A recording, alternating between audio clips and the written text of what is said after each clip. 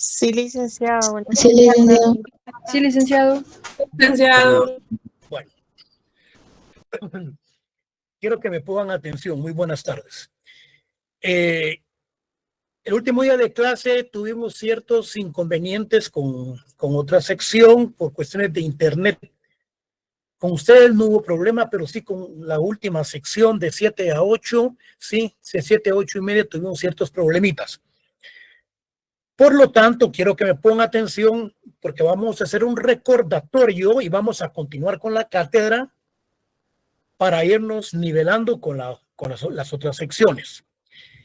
Por lo tanto, quiero que me pongan mucha atención porque lo que vamos a ver para principiar son cuestiones que vimos en la clase del día miércoles. Acá ya son cuestiones más puntuales las que ustedes van a escuchar en este momento. Anotamos aquí como cuestiones de recordatorio, pues vamos a ver.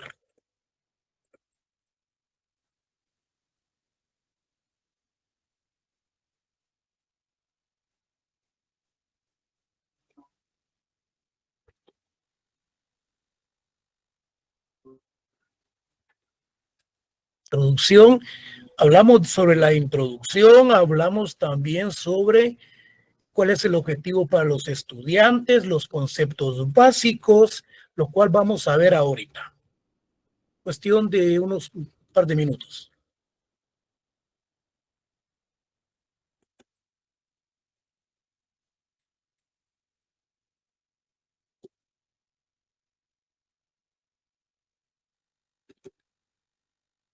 ¿Sabes? ¿Estado? Aquí estamos. Bueno. Pongan atención. Me van a permitir un segundito, jóvenes. Un segundo, por favor.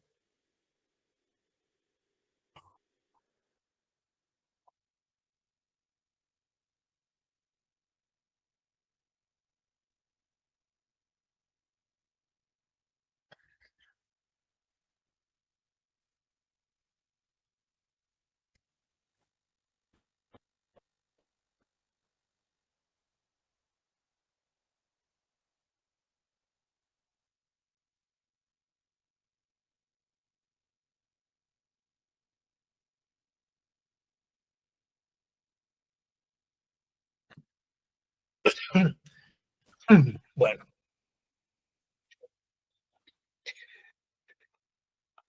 Así, muy puntualmente, ¿me escuchan en este momento? Sí, licenciado. Bueno, mire pues, hablando así muy puntualmente sobre la temática, he realizado este pequeño resumen, el cual vamos a analizar. Dice, por constituir un fuerte sector poblacional, le corresponde al Estado velar por la igualdad y respeto a sus derechos, por lo que es necesario su incorporación al proceso de desarrollo humano, cultural y organizativo.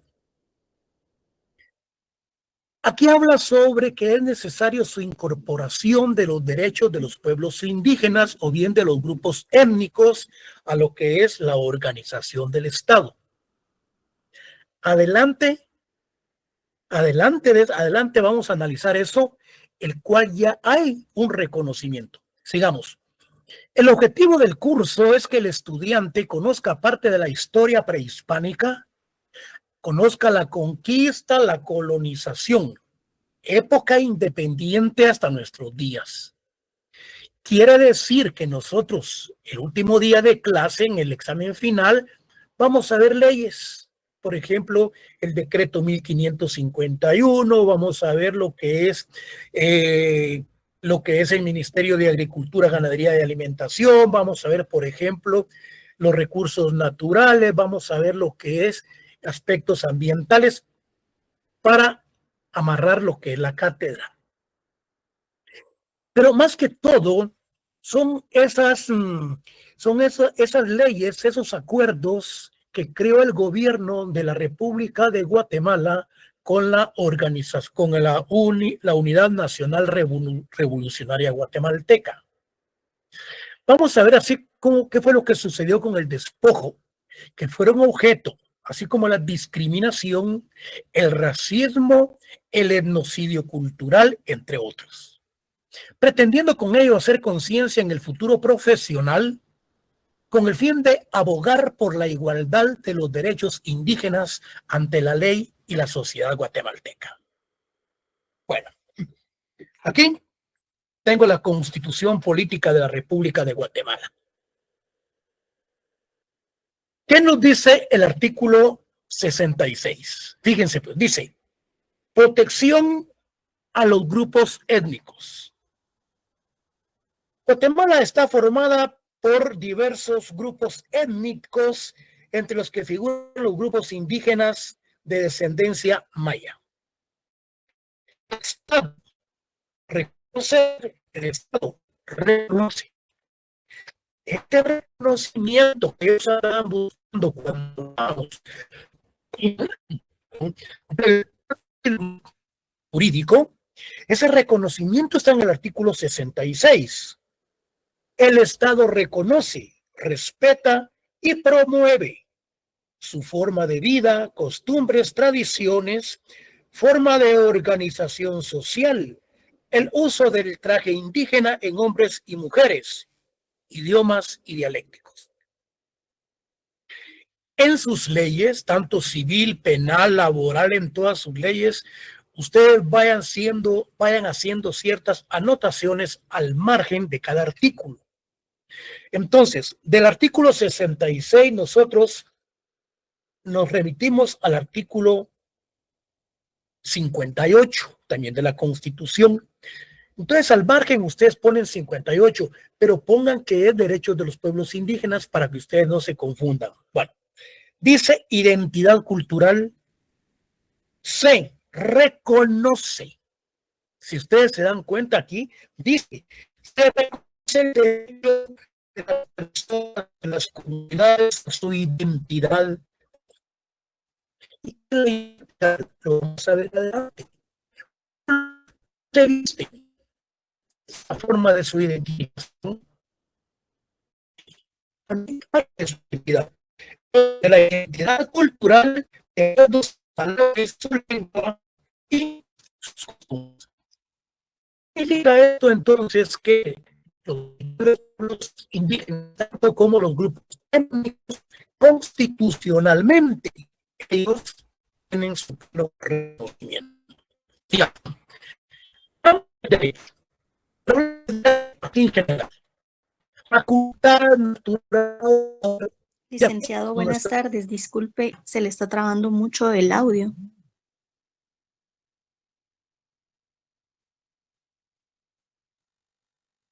Ya sé que es entonces, ya tengo problemas entonces. Ya sé que es lo que está sucediendo. Y el problema lo voy a tener con ustedes y lo voy a tener también con las otras secciones.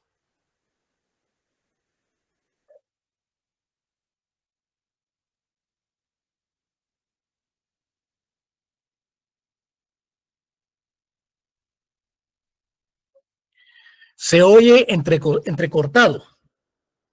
Sí, licenciado. Sí, licenciada.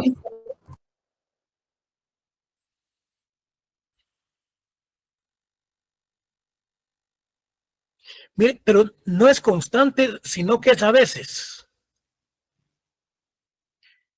Es por ciertos momentos o está entrecortado ahorita. Es por ciertos momentos, pero es un buen párrafo el que no se le entiende.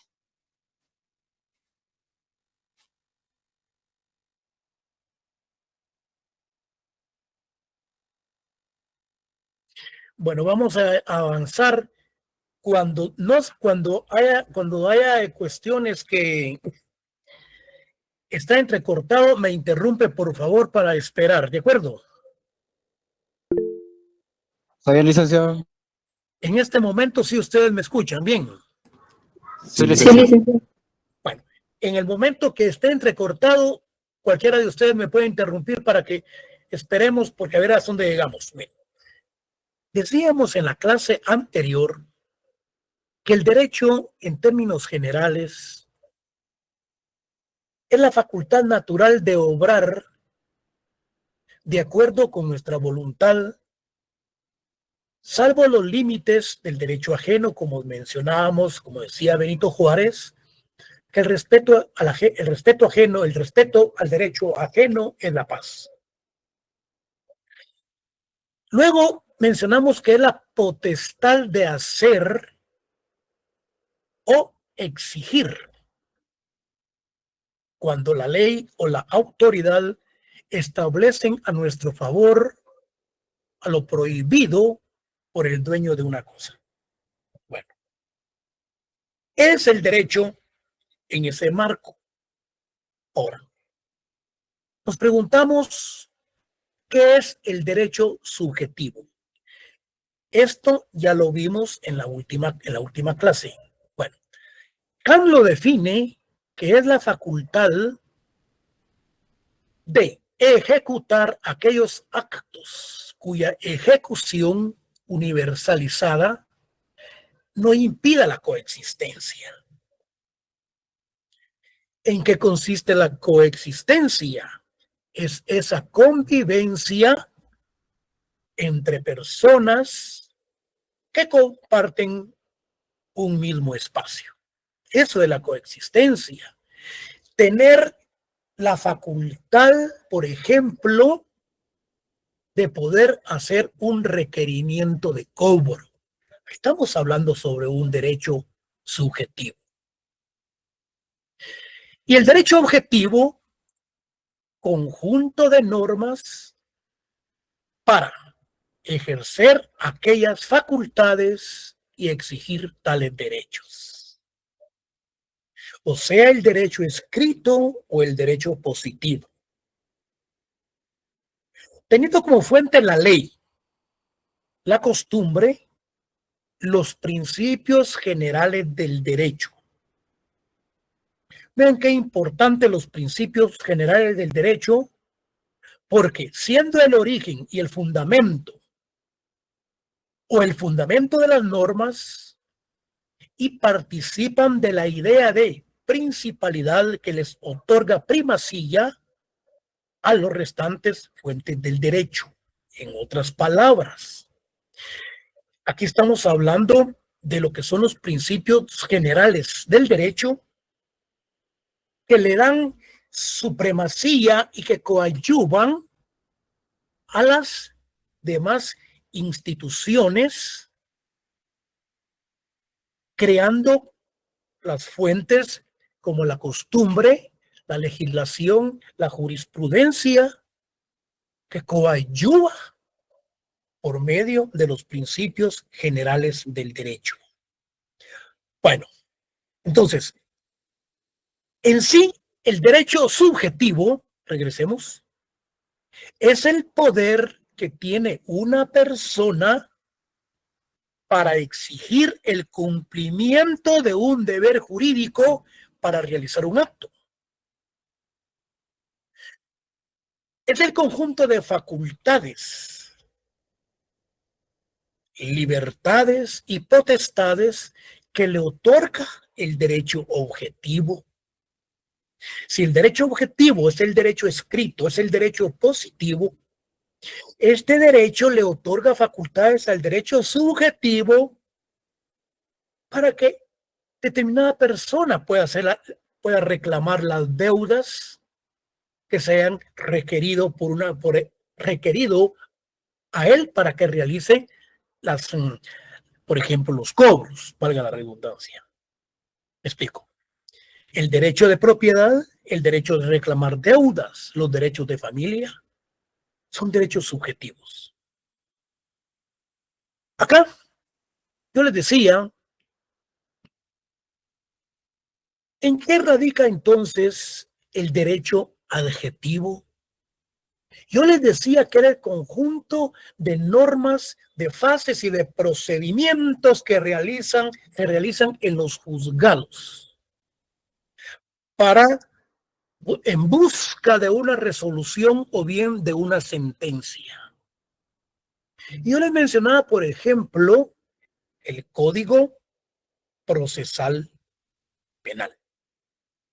Conjunto de normas jurídicas que tienen explícita la regulación del cumplimiento de las normas plasmadas en el derecho sustantivo. Entonces, el derecho adjetivo es el conjunto de fases y de procedimientos en busca de una resolución o de una sentencia. Podemos decir entonces que es el Código Procesal Penal, por ejemplo. Luego tenemos lo que es el derecho sustantivo.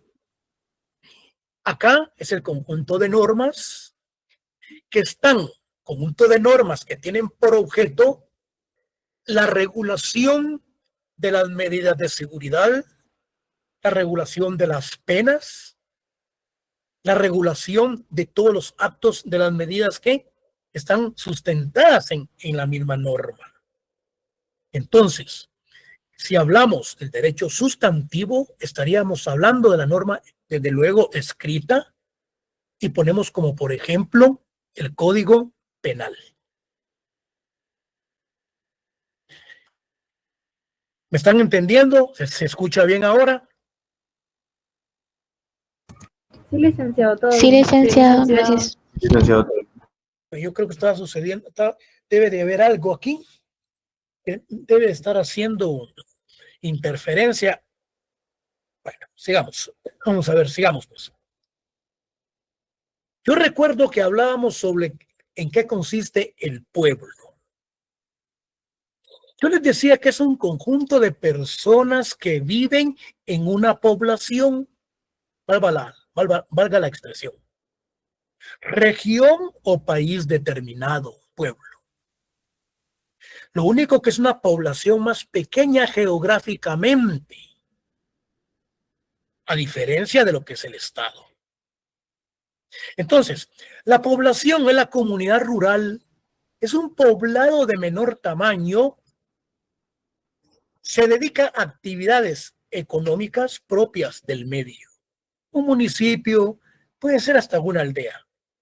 El pueblo se le denomina como una población, como núcleo compacto con continuidad, nombre propio y patrimonio, como un conjunto de habitantes de un lugar, región o país. Este pueblo se dedica a la siembra, maíz, frijol. Este pueblo tiene sus costumbres. Geográficamente se encuentra establecido dentro del Estado. Ahora ustedes se van a dar cuenta y me van a decir, pero licenciado, esa definición prácticamente ya es del siglo XIX, siglo XX, no es del siglo XXI. Vean, ¿qué es lo que dice León Duguay? Dice que el Estado es una agrupación humana fijada sobre un territorio determinado, donde los más fuertes imponen su voluntad a los más débiles. En efecto, hace 30 años, cuando estaba la guerra de guerrillas en Guatemala, en ese confrontamiento interno que hubo, sí, en efecto, aquí eran los militares, los déspotas, quienes gobernaban y quienes mandaban. Entonces el Estado estaba eminentemente cooptado. También hoy está cooptado. Pero hoy por lo menos tenemos más participación política de los sectores. Tenemos por lo menos más democracia. Tenemos realmente libre albedrío de realizar ciertas actividades que nos permiten las normas. Entonces, el Estado en sí es una sociedad humana que se encuentra establecida en un territorio determinado, hablando geográficamente. ¿Y cuáles son los elementos del Estado? Vean, cualquiera dirá, pero si el curso es de derecho de los pueblos indígenas, sí. Aquí estamos rompiendo el hielo. Aquí estamos haciendo un análisis interpretativo de cómo es la conformación del Estado y del derecho.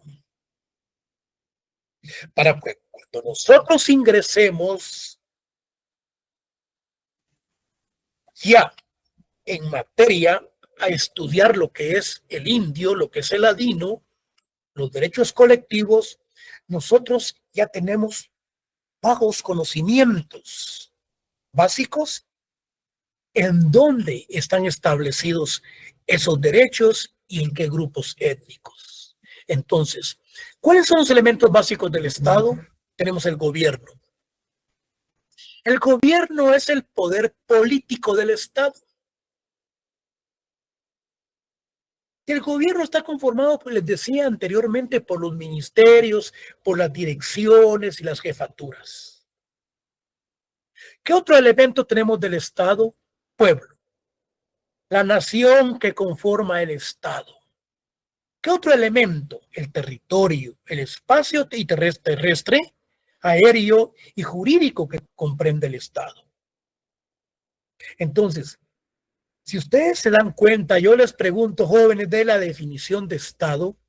Entonces, sencillamente el Estado es una sociedad humana que se establece en un territorio y que ese Estado tiene un gobierno, tiene un pueblo, tiene el territorio en donde comprende los aspectos aéreos, terrestres. Entonces, tiene un Estado de derecho, que es el sistema jurídico que legitima al Estado.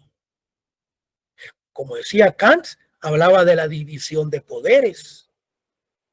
¿Y cuáles son los poderes? Ejecutivo, legislativo y judicial. Para ser reconocido como Estado, entonces, aquí hay algo muy importante. Fíjense que todo lo que hemos venido analizando, esto es cuestión solamente de poner atención porque lleva una secuencia.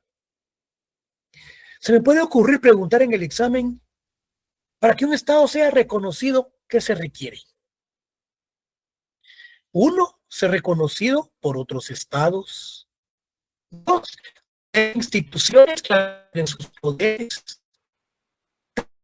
Tener una identidad colectiva expresada en símbolos como la bandera, el escudo y el himno. ¿Se dan cuenta ustedes? Qué interesante, qué interesante. Disculpe, licenciado, ¿podría repetir eso lo último que dijo? Es que se le cortó un poco. Permíteme. Gracias.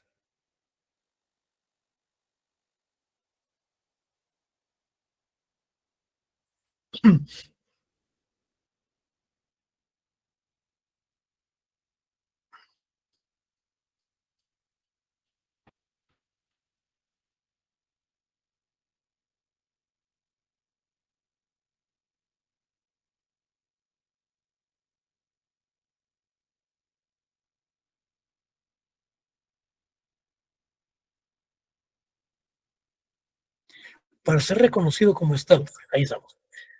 Ahorita sí se me escucha. Sí, licenciado. Sí, licenciado. Entonces, Sí, licenciado. para ser reconocido un Estado, es necesario que exista el reconocimiento de otros estados. Aquí hay algo muy importante y ustedes me van a decir qué surge con Guatemala y con Israel.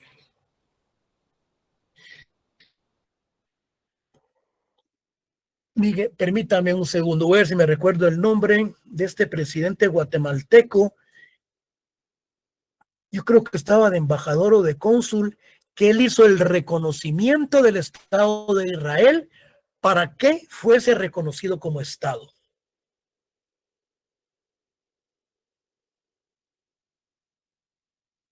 Por eso es que Israel tiene mucho reconocimiento y está muy apegado, como amigablemente se reconoce, con Guatemala. Permítame un segundo, vamos a ver si me recuerdo. Bueno, sigamos. Entonces, para que un estado sea reconocido, se requiere el reconocimiento de otros estados. Tener instituciones que administren sus poderes. Tener una entidad colectiva expresada en símbolos como la bandera, el escudo y el himno. ¿Alguien de ustedes se puede meter a internet y puede poner ahí el Estado de Israel, su reconocimiento por Guatemala? Ahí va a salir quién es el... No los quiero dejar con la duda. Voy a decir quién es. ¿No fue el presidente Jimmy Morales? No. Uy, no. Eso No fue con no. Concepción, licenciado. No, tampoco no. Métanse, vamos a meternos a internet. Es Jorge García Granados, que supuestamente fue el que participó en la elaboración de la resolución 181 de la ONU para que el Estado de Israel fuera conocido como un Estado. ¿Usted cómo se llama? Noemí Barrano. ¿Cómo? Noemí. Bueno. Fue Granados el que se incorporó a ese reconocimiento, como dice la compañera, para el reconocimiento del Estado de Israel, Miguel García Granados. Gracias, compañera. Bueno, así es como tenemos que ir estudiando. Sigamos. A mí no se me venía no se me venía porque yo estoy atento a lo que estamos por el momento. Bueno, ahora entramos a la cátedra de hoy. A ver si llegamos, vamos a ver lo que son hoy los indígenas. ¿Quiénes son los pueblos indígenas? ¿Quién es el indio y quién es el ladino? Hoy ustedes van a salir de la cátedra diciendo, puchica, realmente lo que ha sucedido no es como nos lo han enseñado en la escuela o como ustedes lo han interpretado. Principiemos. ¿Quiénes son los indígenas? Es un término que se refiere a las personas que son originarias de un lugar y que pertenecen a un pueblo originario. La palabra indígena proviene del latín inde, que significa ahí mismo, y genos, que significa nacido. Y el examen yo les pregunto a ustedes, ¿quiénes son los indígenas? Son las personas nacidas en determinado lugar. Ellos son originarios de determinado lugar. ¿Quiénes son los indígenas? Adelante, vamos a ver que los indígenas están reconocidos en Guatemala con la mayor parte de las personas que viven en el occidente del país. Es un término que se refiere a las personas que son originarias de un lugar y que pertenecen a un pueblo originario. Un indígena puede ser un pocomán, un quechí, un maya, un sutuil, que se encuentra establecido en determinado lugar originario. ¿Y quiénes son los pueblos indígenas? Son grupos sociales y culturales distintos. ¿El por qué son grupos distintos? Porque tenemos los mayas, tenemos los xincas, tenemos los sutuiles, tenemos los pocomames, tenemos los man. Entonces, sigamos. Los pueblos indígenas son grupos sociales y culturales distintos que comparten vínculos ancestrales con la tierra y los recursos naturales donde viven, ocupan o desde los cuales han sido desplazados. Entonces, los pueblos indígenas son aquellas sociedades establecidas en determinados lugares y que tienen sus propias costumbres ancestrales, y de esos lugares ellos han sido despojados. No solamente despojados, sino que desplazados. Ahora bien, ahora hablemos del indio. No confundir los indígenas, que son las personas nacidas en determinado lugar. Ahora, ¿quiénes son los indios? Tiene varios significados. Persona originaria de la India o el Indostán. Fíjense. El término usado en Guatemala para referirse a los habitantes del altiplano. En este caso se contrasta con el término ladino.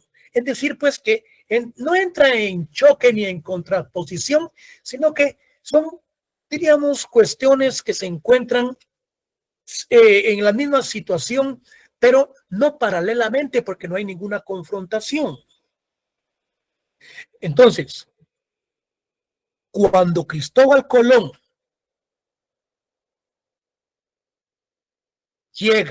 cuando llegó Colón a América, a los aborígenes indios, porque Cristóbal Colón le llamó indios a los aborígenes, porque pensó que había llegado al territorio de la India, ya que estaba en busca de especies. Cuando llegó Colón a América, a los aborígenes, vamos a quitar esto, a los aborígenes, aquí sí, les llamó, para que lleve lógica, lleve relación. Cuando Cristóbal Colón llegó a América,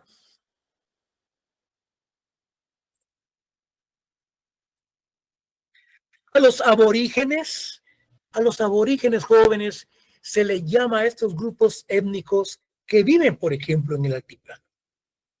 Entonces Colón le llamó indios porque pensó que había llegado al territorio de la India, ya que estaba en busca de especias. ¿Y quiénes son los aborígenes? Aborígenes sería el término correcto, porque significa originario del suelo en el que vive. Aquí podríamos decir que son pueblos indígenas, originarios, vernáculos. Sigamos. Bueno, vamos con el ladino. Miren, el ladino se considera el ladino aquella persona que se encuentra en el territorio nacional y que es gringo. Se le considera ladino aquella persona que ha dejado ya prácticamente sus trajes y sus costumbres vernáculas o de ciertos grupos étnicos. Se está ladinizando, se le dice.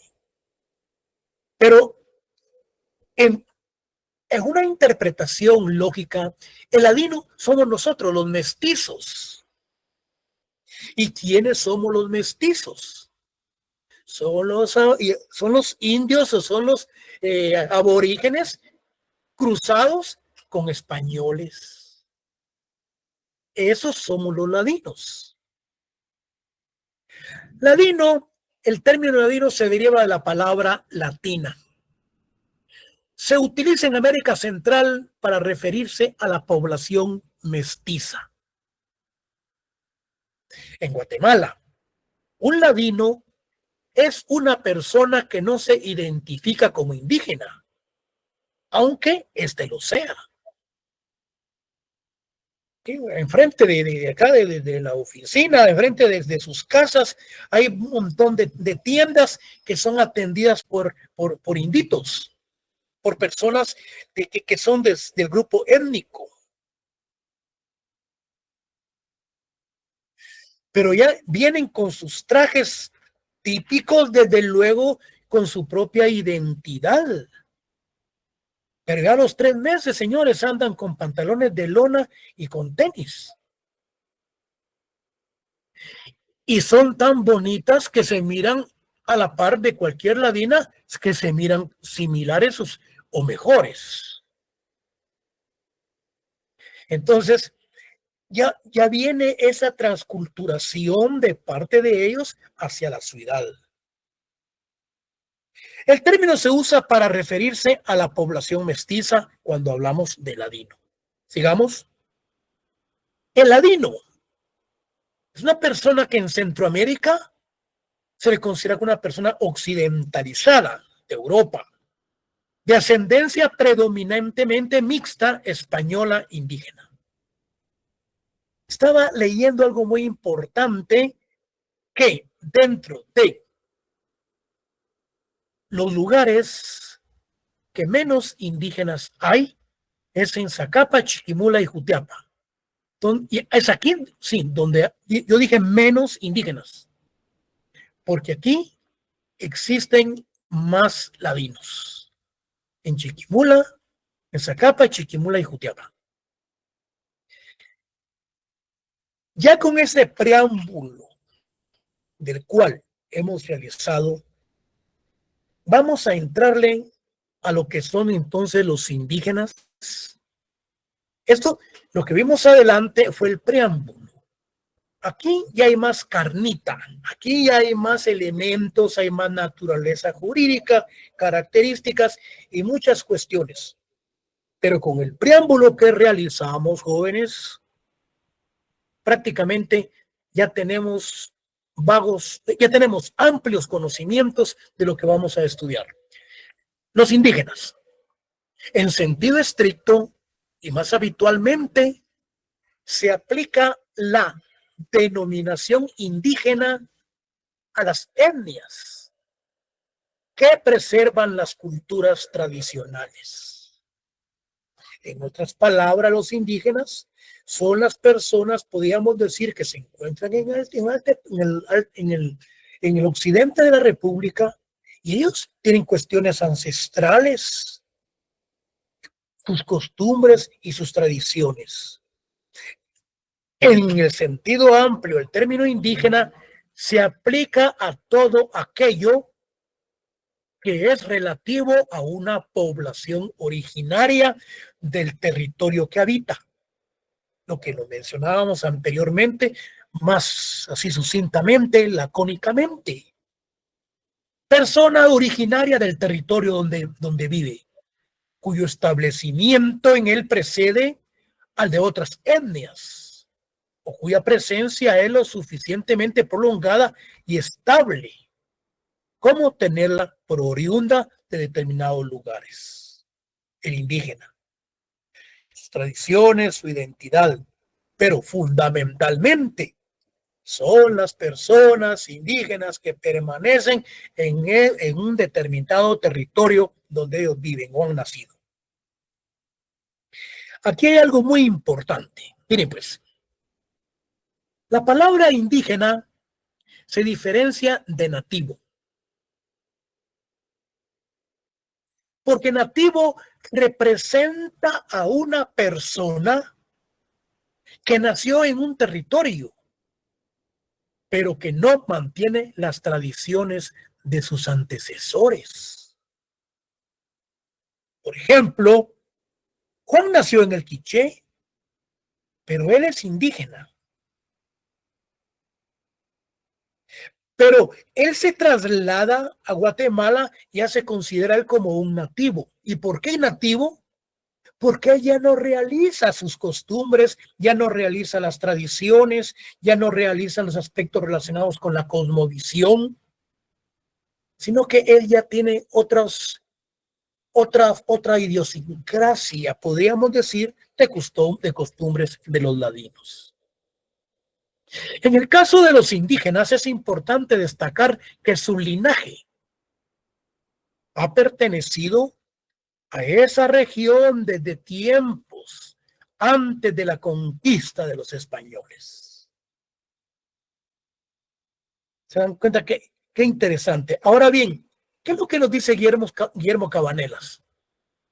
Bueno, nos dice al respecto, dice que el indígena natural, originario del país del cual se trate, Entonces, no nos perdamos de vista. Se les pregunta en el examen, ¿quién es el indígena? Es el originario del país del cual se está tratando, o bien originario del país donde vive o del lugar donde él vive.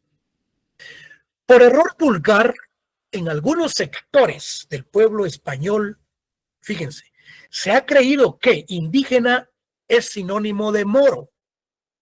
Los moros fueron los que llegaron a España a conquistar.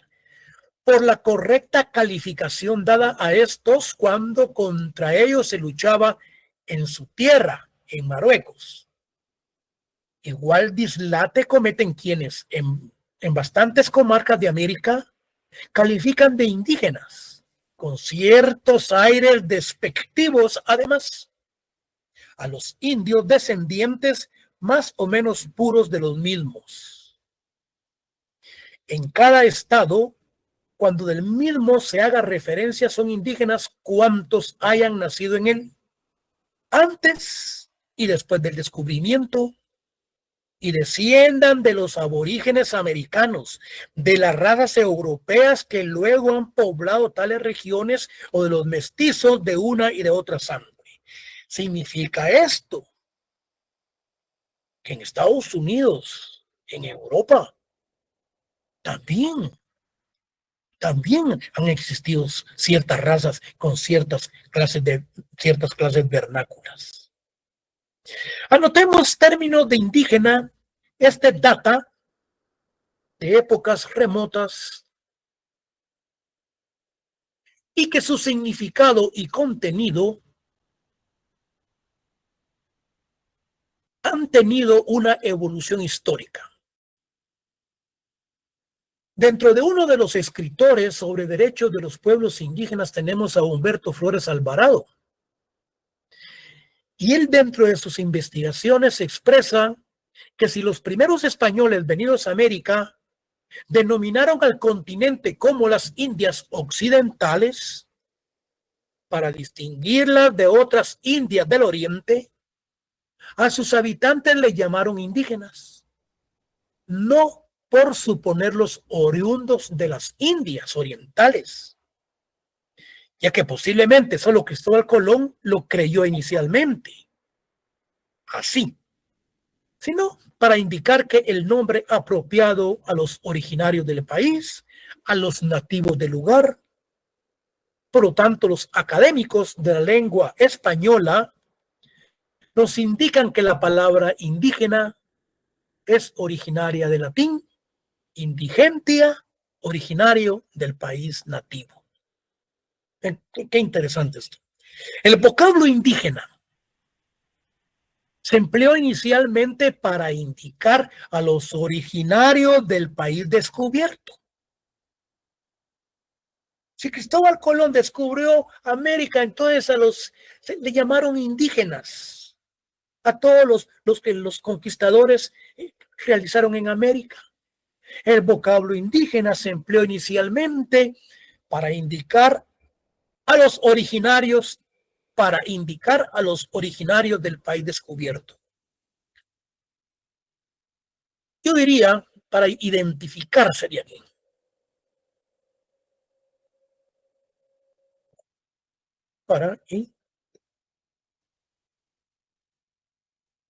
A los originarios del país descubierto, conquistado o colonizado, identificándolos con este término y para que no se les confundiera con los nativos u originarios de otros países, por ejemplo, España. Entonces, con lo expuesto por Flores Alvarado, se puede concluir que el término indígena fue utilizado por los españoles para identificar a los habitantes de las partes de América que descubrieron y colonizaron. Ahora bien, aquí ya entramos nosotros a hacer un estudio y un pequeño análisis sobre uno de los acuerdos creados con la firma de los acuerdos de paz el 29 de diciembre de 1996, firmada por la URNG y el gobierno de Guatemala. En esa época, el presidente era Álvaro Arzú. Bueno, Dice que de conformidad con el acuerdo de identidad y derecho de los pueblos indígenas, se considera indígena aquella persona que tiene descendencia directa de los antiguos mayas, que su idioma proviene de una raíz maya común, que tiene una cosmovisión que se basa en una relación armónica de todos los elementos del universo y una cultura común basada en los principios y estructuras del pensamiento maya y la autoidentificación como indígena. Entonces, el acuerdo sobre identidad de los derechos de los pueblos indígenas nos dice la interpretación del indígena en Guatemala. Personas que tienen descendencia maya y que tienen sus propias costumbres basadas en la cosmovisión. Sus actitudes, sus relaciones deben de ser del tipo armónico con Dios y con el universo. Y que pertenecen a los grupos provenientes de descendencia maya. Así como los europeos llegaron a América, llamaron a todos sus habitantes, ellos les llamaron nativos. Indios por la creencia de que estas tierras formaban parte de la India. Pero regularmente la conceptualización podía ser que eran vernáculos nativos. Con el tiempo, esta categoría se convirtió en una forma generalizada utilizada por los conquistadores al referirse a los pueblos conquistados. Pero como los nativos pertenecían a miles de grupos diferentes, con culturas e idiomas propios, no adoptaron esta categoría como su identidad étnica. De hecho, en la época de la colonia, la categoría a indio se utilizó en sentido segregativo, de casta o de clase social. Y adelante lo vamos a ver como un concepto, como un término peyorativo. ¿Sí? Al llamar a alguien a indio. Esa es una conceptualización eminentemente despectivo, del cual realmente, pues, debemos de no utilizarlo. Si es posible sacarlo de nuestro vocabulario. Bueno, eso lo vamos a ver adelante. Sin embargo, los grupos indígenas en Guatemala han estado muy divididos por sus identidades culturales.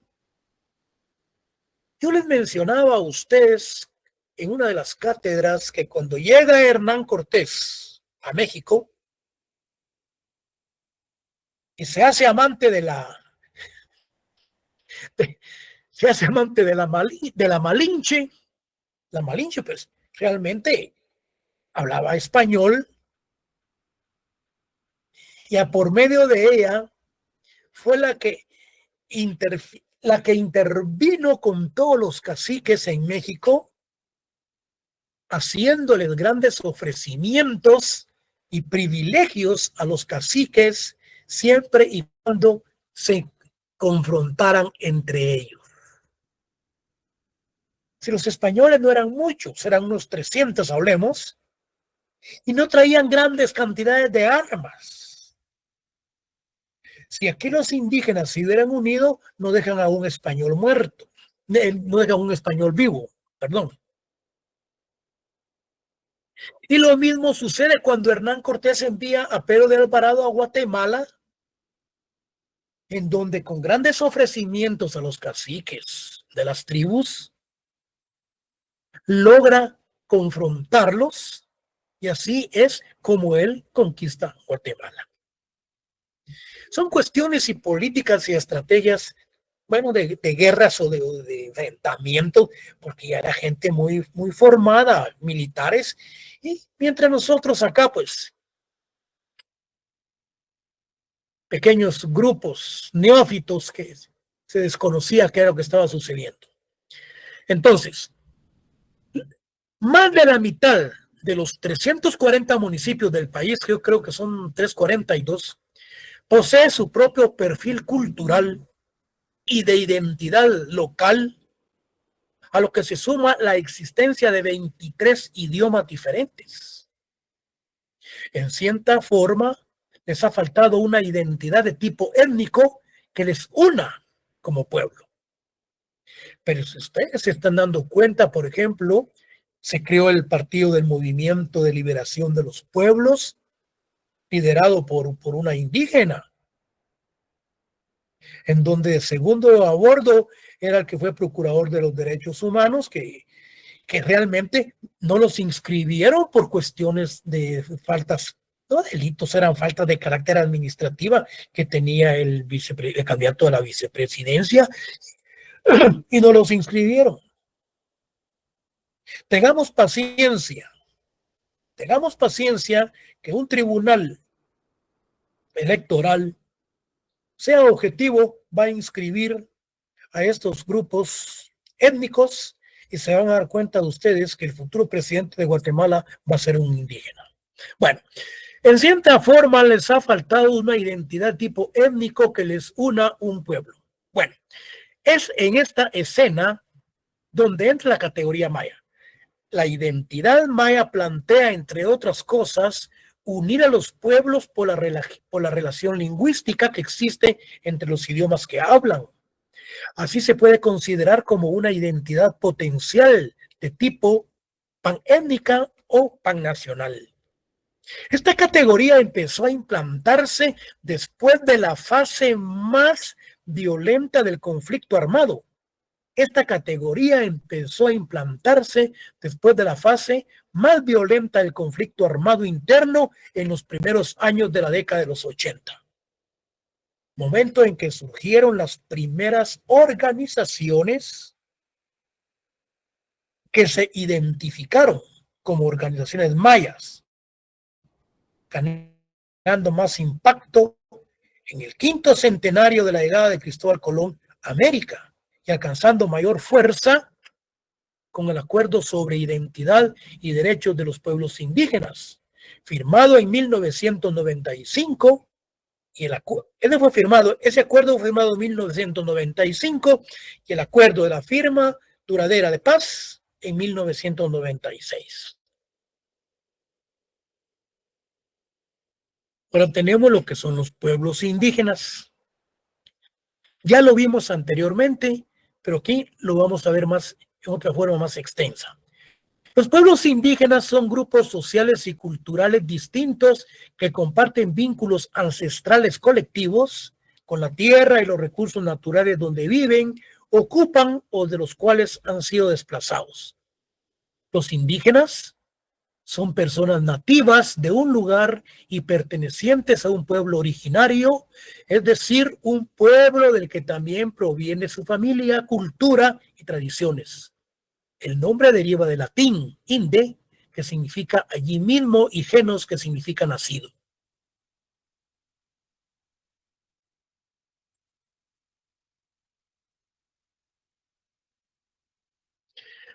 Los pueblos indígenas padecieron varios combates a lo largo de la historia con el afán de desplazarlos de sus tierras. A pesar de ser una minoría, mantienen sus costumbres prehispánicas y una organización político-social diferente a la propuesta por el Estado moderno.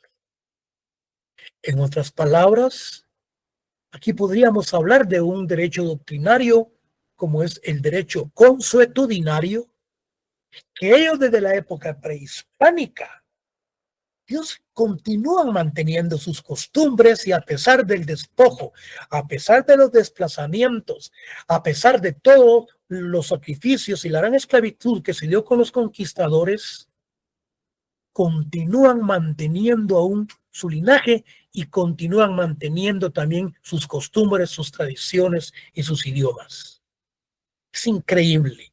La palabra indígena fue adoptada por los líderes aborígenes en la década de los 70 tras la aparición de movimientos de derechos indígenas en todo el mundo. Resultó una manera de generar unión, identificación de las comunidades, siendo reconocidas en los ámbitos políticos. Ahora bien, en el caso de Guatemala, en el primer borrador de consulta para una declaración americana sobre los derechos de los pueblos indígenas, en el que se indicó que pueblos indígenas son aquellos que poseen una continuidad histórica con sociedades preexistentes a la conquista y la colonización europea de sus territorios, así como a los pueblos traídos contra su voluntad al Nuevo Mundo, los garífonas, traídos del África, traídos de otros lugares, que escaparan y que restablecieran las culturas de las que habían sido desarraigados, y así como los pueblos tribales en países independientes, cuyas condiciones sociales, culturales y económicas los distinguen de otras secciones de la comunidad nacional y cuyo estatuto jurídico es regulado en todo o en parte por sus propias costumbres o tradiciones y por regulaciones o leyes especiales. Hay momentos en donde ciertas reuniones ustedes escuchan hablar al presidente de la República y habla de los grupos étnicos, habla de los grupos vernáculos, de repente habla de grupos tribales. Los grupos tribales son aquellos grupos que siendo ellos étnicos se ubican, se desplazan, se ubican en determinados territorios también de grupos étnicos. Estos son los grupos tribales. En 1953, la Organización Internacional del Trabajo, la OIT, pongan atención, es el convenio 169 de la OIT. Este es uno de los instrumentos internacionales que velan internacionalmente para la protección de los grupos indígenas de la mayor parte de Latinoamérica y del mundo donde existen estos grupos étnicos. Entonces, el convenio 169 propuso una descripción provisional de definición de personas indígenas en la forma siguiente. Son personas, dice, indígenas, son las descendientes de la población aborigen que vivía en un país determinado en el momento de su colonización o conquista. Si ustedes se dan cuenta, esta definición es más amplia, porque la otra habla de los provenientes de los grupos descendientes de los mayas. Entonces, o de sucesivas conquistas, por algunos de los ancestros en los grupos no indígenas que en el presente detentan el poder político y económico. El concepto de pueblo indígena se ha intentado definir, pero no se ha llegado a delimitar por completo. La definición más extraña es la propuesta por el relator especial José Martínez Cobo en 1986.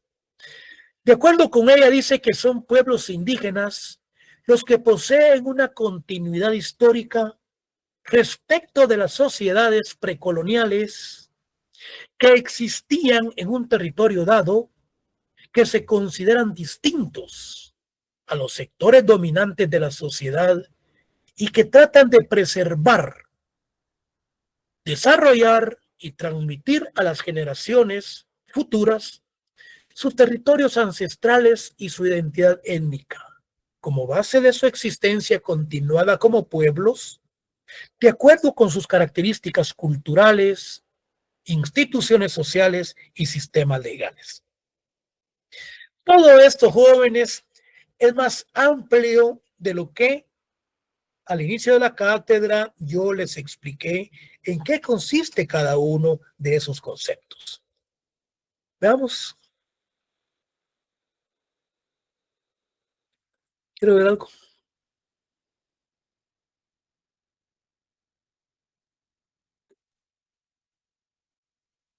Yo creo que nos vamos a quedar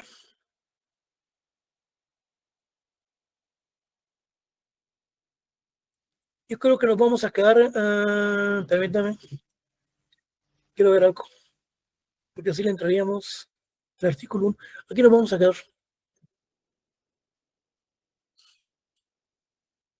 Aquí.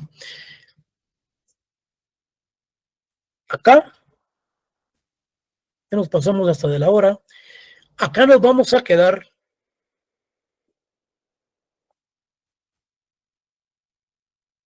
Y continuamos el día miércoles ya en clase presencial. En la clase presencial yo voy a tratar de ser más puntual para, en una forma bastante resumida, impartir la cátedra. Muchas gracias, jóvenes. Pasen ustedes feliz tarde. Gracias por la comprensión. Esperemos que no nos falle el sistema con las otras cátedras. ¿Tienen alguna duda? La pueden anotar, me la pueden hacer, o si no, pues la solucionamos el día de clase. No se preocupen por la temática, por el material, que existe la posibilidad que se las enviemos antes de los exámenes. ¿Hay alguna pregunta? Si no, ahí nos quedamos. Gracias, licenciado. Gracias, licenciado. Feliz tarde. Feliz tarde, jóvenes. Feliz tarde, licenciado. Feliz tarde.